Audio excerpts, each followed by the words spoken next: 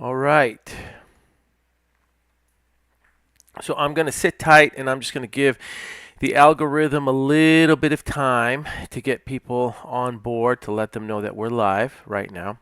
And we're going to be talking about growing a backbone today. I do a lot of trainings on the how to. So we do trainings on scripts, role playing, how to get clients, how to set up campaigns, a lot of that stuff. But at the end of the day, the truth is, if you don't really believe in what it is that you're doing, you are going to have trouble in this business. You really have to believe in it. And so today, really what I wanted to talk about just for a little bit this morning during our live stream was really just growing a backbone, helping build your confidence in what you're doing if you are pursuing this business as a real estate investor, as a real estate wholesaler, and building your own business around whatever it is that you're currently doing, your traditional 9 to 5. So I'm going to give it a little bit more time just to get people on board, just to let them get some alerts. If by chance you catch me looking up, it's because I have dual screen monitors and I have one monitor that's vertical. So I'm reading the comments and I'm reading some of the questions that they are asking me. Now, if there's anything that you would like to have covered during any one of these live streams, please send me a direct message and shoot me a question about what it is that you would like covered. The truth is, if you're thinking it, if you're having a struggle, if there's something that you need help with, then there's probably somebody else that needs help with it too. And I would love to cover it during the live sessions, as long as it's not deal specific, right? If it's deal specific, then we're probably going to want to cover that individually on our own, so that it doesn't jeopardize anybody trying to circumvent you and going out there to get your client, your seller, or your buyer, whatever it might be. So going back to what I said earlier, there's a lot of training videos out there on on the scripts and on cold calling, and people live stream themselves doing these things. And so yeah, I could do those things too, and I do those things as well. But one of the biggest things that we really need to cover again is building your confidence about what it is that you are doing.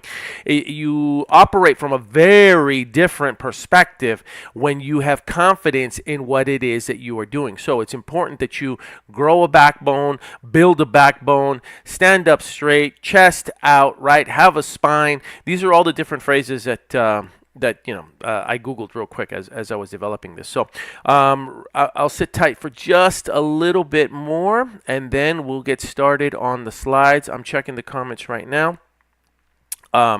So if you don't know who we are the Dispo Dragons. And if you don't know anything about my background, I have been a real estate agent since I was 18. I got my broker's license 18 years ago. So it's 30 years as an agent, 18 years as a broker, 15 years as a flipper between me and my partners, and then 6 years as a real estate wholesaler. So one of the advantages that I do have is that I do understand the contractual language, because that was one of the, as a real estate agent and as a broker, that was something that I did specialize in. So for those of you who are just tuning in, if you have any questions about any contracts, if you need help with understanding the contracts, if you need help with understanding certain terms, especially like the sub-2 contracts or the seller financing contracts, feel free to reach out to me. We can talk about the contract, and it could be something that, again, that I could cover during these live stream videos. All right. It's 10:03, so I'm going to get started. Let's talk about, growing a backbone in this business. Now, number one, why is this not moving? Okay, so I posted something earlier today, and I cringe when I hear people call themselves wholesalers, right? Especially when I see them do this like on their social media profiles, especially on something like LinkedIn, which is like a professional social media site. Obviously, it's like an online resume, right? And so I can't imagine that you would ever on a resume call yourself a wholesaler, and yet there are a bunch of people on all of their social media, they call themselves wholesalers, okay? Not that the name has a negative connotation, it's just that that's not necessarily the only thing that we do, and by labeling yourself a wholesaler, you are minimizing recognizing the value that you are bringing to the marketplace. Wholesaling just happens to be one of your exit strategies. You are an investor first. And, I put this in there because Warren Buffett doesn't just call himself a stock picker, right? He's way more than a stock picker. He is a investor. He's a massively successful investor because he is good at identifying opportunities. You are an investor because you are good. You are excellent at identifying opportunities. Now, what those exit strategies with those opportunities are is going to vary per deal. It's going to vary on a case-by-case basis in the same way that Warren Buffett's exit strategy when he buys stocks and companies, right? His exit strategy is going to be very different. You're the same thing. So, it bothers me when I see people, label themselves as wholesalers and they call themselves, you're an investor. Wholesaling just happens to be one of the exit strategies that you use. I keep saying that over and over again because I want you to be confident and feel confident about what you do and what you say. You do, sorry. All right. Here's another thing. So I see things on posts on all over the internet, especially realtors. Okay, so now here's the thing. So I'm a broker and as a realtor and as an agent, right? You see a lot of agents who dislike wholesaling. And a part of the challenge is because a lot of those real estate agents don't necessarily understand wholesaling as it is. They don't really understanding investing as it is. It's pretty sad, okay? It is pretty sad that a lot of real estate agents are good agents. They're good at selling. They're good at making commissions, but they're not necessarily good at investing. All right. In fact, I don't know what the statistic is, but there's a whole bunch of real estate agents that don't even own real estate. Okay. So, which, is mind boggling because how could you be a real estate agent without owning real estate and, being able to walk someone through a process that you haven't been through personally, but whatever. It is what it is. So a lot of real estate agents don't understand investing, let alone the wholesaling process. And so it's just been this message down the lane of like, oh, wholesalers are bad, and they like to use this term called equity thief, etc., etc., etc. So why am I even covering this?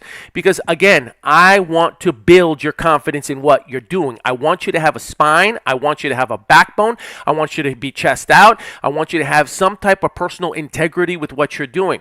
If you were to go to someone's, yard sale, and they gave you a box of basketball cards, a big old shoebox full of basketball cards. And in that shoebox, there was 300, 400, 500 basketball cards, and you're sorting through them, and they're only selling it by the box. And inside the box is this Fleer 1986 Michael Jordan rookie basketball card, which, by the way, happens to be worth $300,000. If that card was located in that box and it's shuffled all in the cards, and you're just going through it, and you happen to pull it out, and you take a look at it and you understand the value of that card, and those people who are holding that yard sale sell you that property, or excuse me, see where my mind goes? Sell you that box of basketball cards for $150. Now you understand the value of that card and you give them the $100 that they're looking for. This basketball card is valued at anywhere between $250,000 to $300,000. Are you an equity thief for purchasing that basketball card that was located in a shoebox full of basketball cards? And I'm waiting to see some of the responses online. No, you're not a thief. You're not an equity thief. You didn't do anything wrong. You just happened to be someone that found an opportunity. You recognized the value in the opportunity. You purchased it. They were selling it. They had an interest in selling it, and you purchased it, and now you're going to be able to decide what you want to do with it. Now you have to decide what is your exit strategy going to be with this card. Are you going to resell the card? Are you going to hold on to the card and just let it build up more valuable? Are you going to leave the card for your heirs? Are you going to put the card on your wall? What are you going to do with the card, right? You're an investor with multiple exit strategies. It's the same principle here. So I personally take offense when I see real estate agents calling, real estate investors equity thieves, right? And again, it goes back to what I said earlier. Sometimes I can't blame them because they play that message down the lane so often that they're constantly repeating it to each other. And it's the same people repeating it to each other who don't own real estate themselves. And I can say this because I am a real estate agent and a broker. So I know this already. So look, I'm just doing this because, again, I want you to feel confident about what it is that you're doing. Let's move on.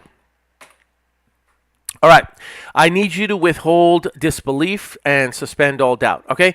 There are already people making money doing this as real estate investors, as real estate, again, don't call yourself a wholesaler, but using wholesaling as a strategy. People are already doing this. This is happening, whether you believe it's happening or whether you don't believe it's happening, whether you understand it or whether you don't understand it, right? I don't fully understand how electricity works, but when I flip my light switch on, the light bulbs go off and I have light in my home. I have absolutely no idea how it works. I just know that it works. There are people that have already built very, very, very successful real estate investment firms, very successful real estate investment firms that use, again, wholesaling as a strategy, buying property subject to as a strategy, buying properties using seller financing as a strategy. They've built sales teams within their businesses. They've built virtual assistants that do things for them that they can delegate to them. This is already happening with or without you. So it's not a question of does this work? It's more a question of, will it work for you, and will you be willing to put in the effort that it requires in order to master the skills to get the same results that those people are getting. Period. End of story, which brings me to my next slide. Okay? Stop comparing yourself to what everybody else is doing. All right? You're trying to compare, especially if you're brand spanking new, you're trying to compare your day one to somebody else's, year 10. And it's not going to happen overnight. In fact, it never happens overnight. So all of these videos that you're watching and all these TikToks and all these, shorts, YouTube shorts and Instagram reels where you're seeing people and they're showing you, how I made $20,000 this week by just typing in an address on buyboxwizards.com or whatever and typing it in, and I made it in 2 weeks, and that doesn't happen. Okay? Can it happen? Sure. Has it happened? Absolutely. Do people do it? Absolutely. Does it happen every day? Probably not. Okay? It's going to take a little bit more effort. And so when you're comparing yourself to the people who have been doing this for a while, to the people who understand this business, like the back of their hand, and then they know how to use every possible strategy to their disposal, then you're gonna get frustrated. Okay, it takes time to learn this business. Stop comparing where you're at versus somebody else. Just take the time to learn whatever whatever you need to learn. Which means that for many of you, you're going to have to try to find a joint venture partner or a mentor or somebody that is going to work with you in this process. Give me 1 second. Let me put my phone on vibrate or it won't stop. I should have done that before the live stream. I apologize. So, don't compare yourself. All right. Next slide. Respect the profession. Okay, again, I'm going to call this a profession. This is a profession. You are an investor, a profession. Thank you, Nikki. I appreciate the comments. This is a profession. If you treat it like a side gig, if you treat it like a side hustle, if you treat it like a side chick, if you treat it like a side chuck, whatever you want to call it, it's going to respect you back the same way. You have to respect the profession. So what that means is that if you don't have success in 2 weeks, if you don't have success in 2 months, people are complaining that the business doesn't work. In any other type of profession, whatever it might be, whatever profession it is, it takes years of mastery, years of education, paid education. You pay to get yourself educated in other professions. And then you go out there and then you try to find a job or you're trying to find an employer to hire you. But for some reason, people get involved in this business, and it boggles my mind. After 2 weeks, they haven't gotten a check for $10,000 and they say it's a scam. They say that the person that's doing this scammed them. They say that the course that they may have purchased is a lie. They say that the techniques that these people are using don't work. Respect the profession enough to give it enough time so that you can actually master the skills. And here's the crazy part. Most educations are going to cost tens of thousands, hundreds of thousands of dollars in education fees. And for whatever reason, people seem to think that they can get involved in a multi multi-trillion-dollar industry, which is real estate. They think they can get by without having to invest any type of money in the education, and they think that that's going to make them money. And then later on, they're frustrated by the results that they have. Like, it's difficult for me to have sympathy for people that are constantly trying to skirt around investing money in themselves to learn this business or to learn this profession. So again, give it respect, give it the time and the attention that it deserves. I don't know if you guys caught that, right? I thought that was pretty smooth. It's your side chick or your side chuck. Yeah, cool. All right, anyway. All right, next one, shiny object syndrome. So here's another thing that I see people do all the time. They bounce from one strategy to the next. Today, they're cold calling. Tomorrow, they're texting. The next day, they're sending messages through DMs on Facebook or on Instagram or on Craigslist to seller. The next day, they're door knocking. The next day, they're doing driving for dollars. Then they're trying to do mailers. They're trying to do postcards. Oh, and don't forget about bandit signs. Oh, and now they're doing PPC. They're trying to run their ads. Oh, and now they've decided that they want to purchase leads. So they're using PPL companies, pay per lead companies. And so every day they're doing something different.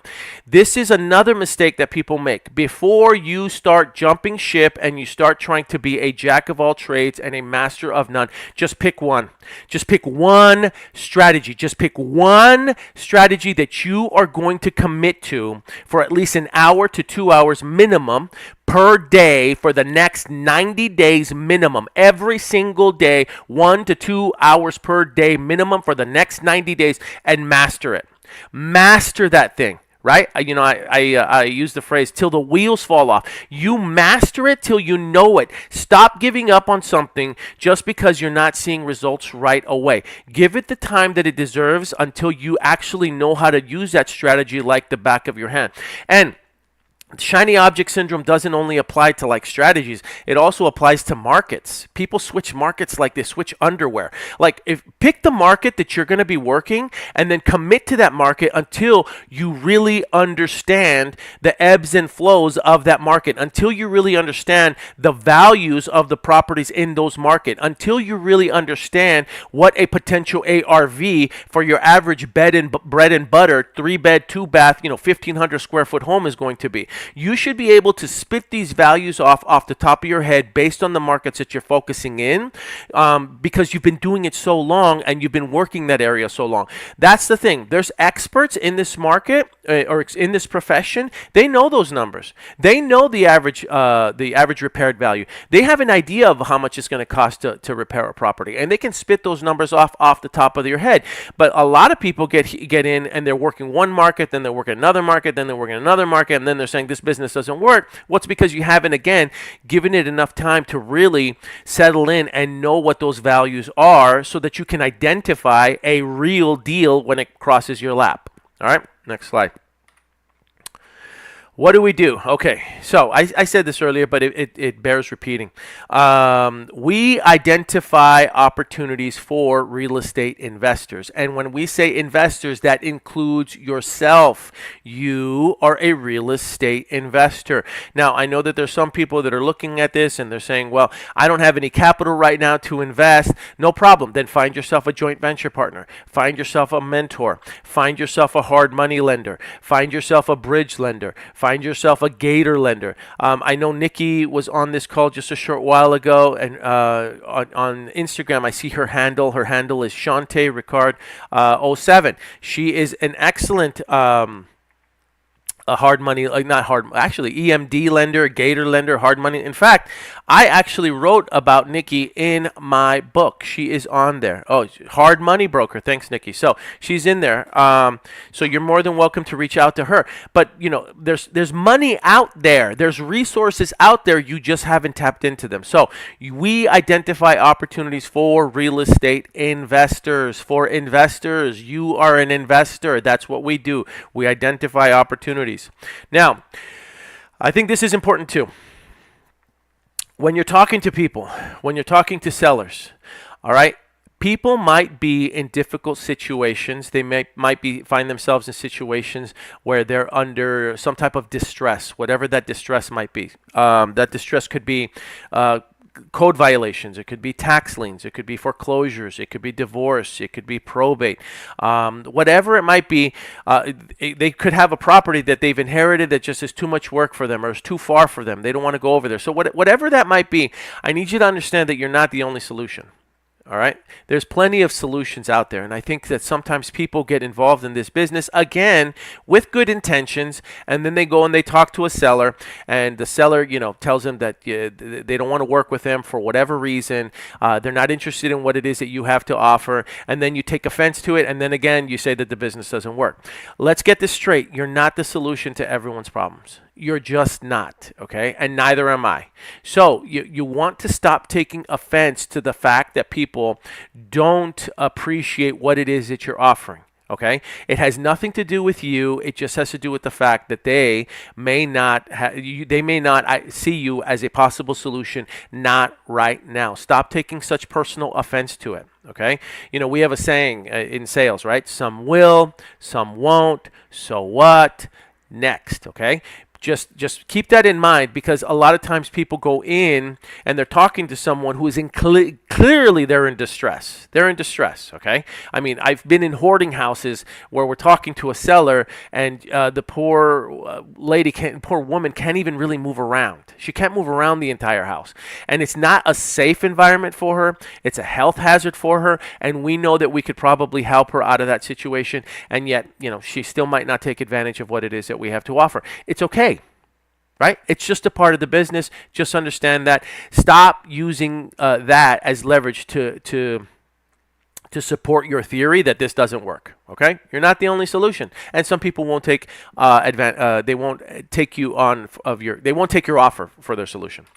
That one got a little sticky. Anyway, all right. So why do we do this? All right, home sellers need us. This is important. All right. I know that it sounds crazy, right? You say, well, why would a home seller need us? See, and again, that goes back to the mindset shift. A lot of times you're going in there thinking, I'm just going to go in there and I'm going to get the lowest price possible. And then I'm going to go and I'm going to try to sell it. Here's the thing. You have value in the marketplace. You just have to identify what that value is, and you have to shift your mindset. Not all homes are going to qualify for traditional financing. That's why we do this. There are some homes, right, that for whatever reason the seller hasn't been able to keep up with the maintenance or the repairs. So they have, damage, okay? In some cases, a bank won't finance a property just because it doesn't have a water heater, or because there's chip paint, or because there's visible damage to the roof, and these things need to be repaired prior to even putting it on the market. So traditional financing doesn't work for all properties. That's why there is a opportunity for us in this marketplace, number one. Number two, we offer creative solutions. Okay, there are plenty of other creative solutions that you could implement into your toolbox if you know how to do it. So for instance, if you do subject to financing, okay, I have seen plenty of properties that have been sitting on the market 90, 120 days, 150 days or more, where a seller is trying to sell the property. They need to sell the property for whatever reason. They've purchased it a year, 2 years, maybe 3 years ago. They have very little equity in the property, and they have a mortgage on the property. That is a perfect example of how you could actually come in, purchase the property subject to the existing mortgage, put some safeguards in place so that both parties are protected. I'm not going to cover them now. And then everybody wins, and the seller doesn't have to pay to actually close that transaction. I've seen transactions where a seller has to come. In fact, we're involved in one where a seller, unbeknownst to us, owed way more on the property than they even disclosed to us, and they're having to come to the closing table with about $60,000 to be able to sell the property. Right? I didn't even know that the loan was there until the title company brought it to our attention, and the seller didn't tell us. But my point is that when they have very little equity or even negative equity, then the seller has to come to pay to be able to sell the property. With the subject to, the seller can walk away, you take over the existing mortgage, you make the monthly payments, and you're actually helping build their credit. So there's a lot of creative solutions that we could bring to the table that on a traditional sale or on the MLS or in the traditional marketplace, you won't see that. Some sellers can't afford or do not want to afford to make the repairs. Some sellers don't want people coming in their homes, right? So just keep that in mind too, because a lot of times people will say, well, why would they use you? Why couldn't they just use a realtor? A realtor could do the exact same thing. Well, sometimes they don't want to use a realtor, right? Sometimes they don't want people coming into their house. Sometimes they don't want to have open houses. Sometimes they don't want to use an agent. Or sometimes, believe it or not, you've got a seller that has multiple people in their family that are real estate agents, and so they can't decide between the two that they want to use or the three that they want to use, and they just decide, well, we'll just use somebody else, or we'll use a different strategy to get our home sold. And I've heard that as well too. So all types of things happen. Now, another reason is a guaranteed fast cash close. That's one of the options. It's one of the alternatives. Now, here's the deal. When you are negotiating, though, that means that you have to negotiate to get the property at a price that you 1,000% can close that deal on. Very, very important that you aim or set that goal to make sure that you, when you make an offer, that you make it at a price that you are going to be able to perform on no matter what. All right. Does that mean that you're going to be able to do it every single time? No. Nobody bats 1,000%, but you want to at least negotiate it at a price that you know that either you yourself or your JV partner or your mentor or with a hard money lender or with a gator lender, you can close this deal on. All right. Investors need us. Okay, so I just covered why sellers need us, right? Again, are we the end solution to everything? No. Right? We're not. But is there a market for us? Is there a need for us in the marketplace for sellers? Absolutely. Right? We satisfy a need. Why do investors need us? Well, number one, a lot of investors don't want to spend the time identifying opportunities. They want to spend time doing what it is that they're good at. They are good at either their fix and flipping. They are good at doing their buy and holds. They are good at building their rental portfolio. They are good at, even their 9 to 5. There's a lot of real estate thank you, Nikki. There's a lot of real estate investors that have traditional day jobs, right? 9 to 5s, and they don't have time to look for the opportunities, but they like investing in real estate. They have a real estate portfolio, and so we can bridge the gap between the seller and the investor and bring them these opportunities, okay? Or they just feel like they make more money doing whatever it is that they're doing, right? If they do their fix and flips, and that's really what makes them the most money, then they'd rather spend their time doing the fix and flips as opposed to building a wholesaling business, a real estate investing business, okay? They don't want to be distracted. And let's be real here. They don't want to be some investors don't want to be talking to sellers all day long. It's just not their cup of tea, right? It's not their vibe, okay? So they don't want to do that. They don't want to be talking to people all day long. They don't want to be going through rejection. They just don't want it. They just rather have someone that can bring them a nice, shiny opportunity on a silver platter with them. And yeah, if we can put our assignment fee on top and they still make money, they're happy with it, okay? So you got sellers that need us and you've got investors that need us as well. All right. I love this part. Why do neighbors need us? Okay. If you have a neighbor that has a property that's right next door and it's in a dilapidated condition, it's in bad condition, let's say it has fire damage, it looks bad, it smells bad, it brings the values down, okay? But more importantly, for safety purposes, okay? You've got the potential for squatters to come in there to do things that you don't want them to do. You got the potential for danger for other children in the neighborhood. There's all types of safety issues that come up when you've got a property like that right next door to you, okay? So we help the community, we help the neighbors, we provide safety. We increase property values, okay? When you repair a house and you bring up the property values, your neighbors love you. Nobody wants to live next to a beat-up old house. We're making difference in communities. Now, I'm not going to get into this whole debate over gentrification. I'm not going to do that, okay? And I'm going to share a little secret with everybody, okay? I wrote about this in my book. So I grew up in a community in Los Angeles during the 80s. It was called Highland Park. It's part of the Northeast Los Angeles community. And during the 80s and during the 90s, Highland Park was, a gang territory. All right, there were a lot of gang members. My father, who was a grocer, his whole life he worked as a graveyard manager for a grocery chain over in Los Angeles, decided that he wanted to venture out as an entrepreneur, start his own meat market. In Spanish we call it carniceria, and he did it in Highland Park, okay? And unfortunately, back in the 90s, he was gunned down while one gang was shooting another gang, and he just happened to be at the wrong place at the right time, and he was murdered. So, for those of you that want to debate with me about how, improving communities, repairing houses, raising values, gentrification doesn't have an impact on other people's lives, you're wrong, and you will lose that argument with me every single time. Because had that neighborhood been a little bit safer,